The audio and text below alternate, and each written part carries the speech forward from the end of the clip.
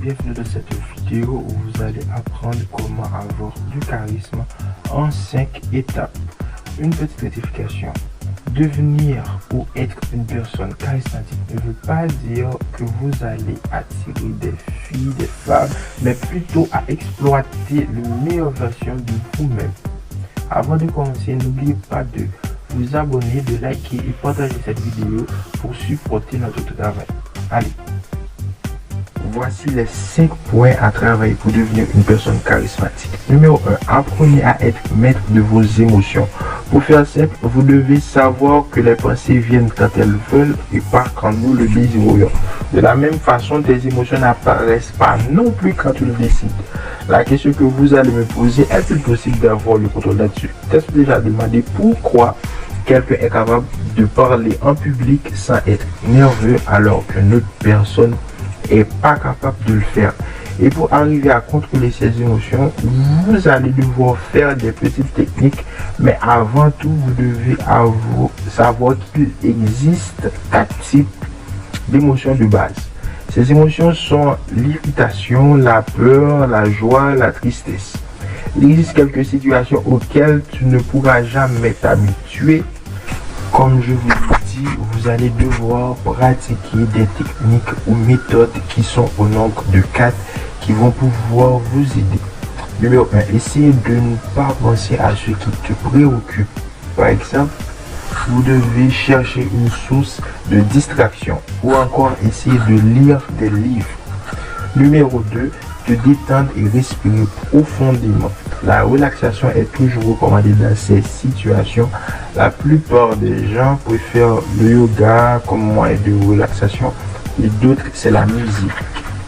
En troisième position, c'est de pratiquer des activités pour libérer toutes vos émotions, comme la boxe et d'autres sports encore. Quatrièmement, c'est la meilleure des techniques, c'est l'une de mes préférées. Te forcer à avoir des pensées positives à l'égard de tout ce que vous pouvez. Deuxièmement, apprenez à vous affirmer. Vous devez déterminer ce qu'on veut affirmer avant même de commencer à s'affirmer. Il est important de déterminer ce qu'on veut réellement affirmer. S'affirmer, c'est savoir se confronter aux autres. Votre point de vue et vos idées valent la peine d'être écoutées. Avec un brin d'assurance, vous pourrez faire valoir vos opinions et surtout mieux prendre soin de vous. En effet, savoir s'affirmer commence par la capacité à dire non, prendre en compte ses propres besoins dans ses relations avec les autres. Ce n'est pas de l'égoïsme, mais une attitude saine qui facilitera votre vie et celle de votre entourage. Oui, lorsque l'on ose faire faux, le conflit peut subvenir, mais c'est un processus naturel propre aux relations. Troisièmement, faites preuve d'empathie envers les autres. L'empathie est l'une des qualités les plus importantes que l'on puisse apprendre au cours de sa vie. La faculté de comprendre et partager les sentiments qu'éprouvent les autres nous aide à nous sentir plus proches d'eux. Certaines personnes font preuve d'empathie naturellement, mais d'autres doivent s'y forcer pour y arriver. Il existe heureusement des manières concrètes d'apprendre à se mettre à la place des autres pour exprimer de l'empathie autour de soi. L'un des règles d'or de l'empathie, c'est de leur faire savoir que vous comprenez leur situation ou si vous ne comprenez pas bien ce qui leur arrive, faites-leur simplement savoir que leurs sentiments sont légitimes et réels.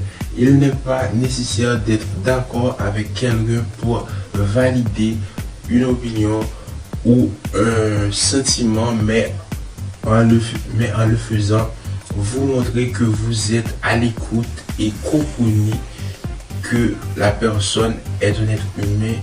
Quatrièmement, apprenez à motiver ceux qui vous entourent en croyant en eux.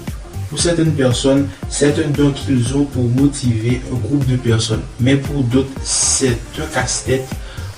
Pour cela, je vais vous donner une technique assez puissante pour motiver n'importe quelle personne. La technique, c'est la positivité.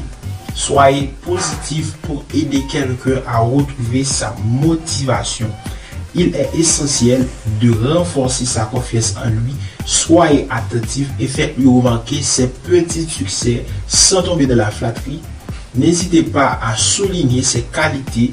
En faisant ça, vous mettez la personne en confiance en lui-même de nouveau et il va être motivé grâce à cette petite étape. Cinquième étape, être digne de confiance. Pour être digne de confiance, il faut avoir le courage de se rendre 100% responsable de ses erreurs.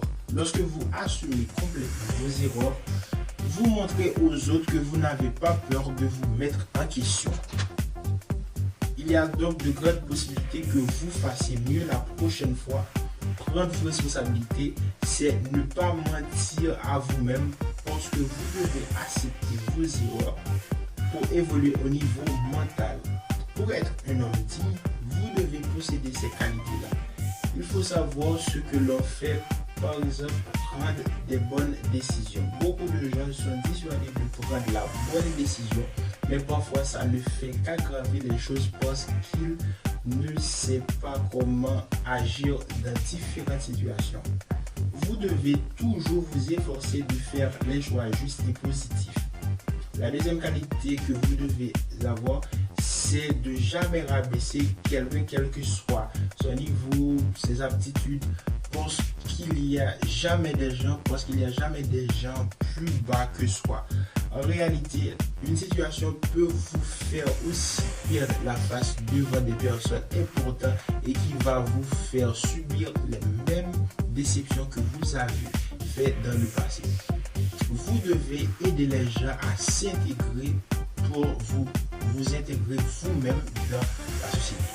Merci d'avoir regardé cette vidéo. N'oubliez pas de vous abonner et peser la cloche de notification si vous aimez ces contenus-là.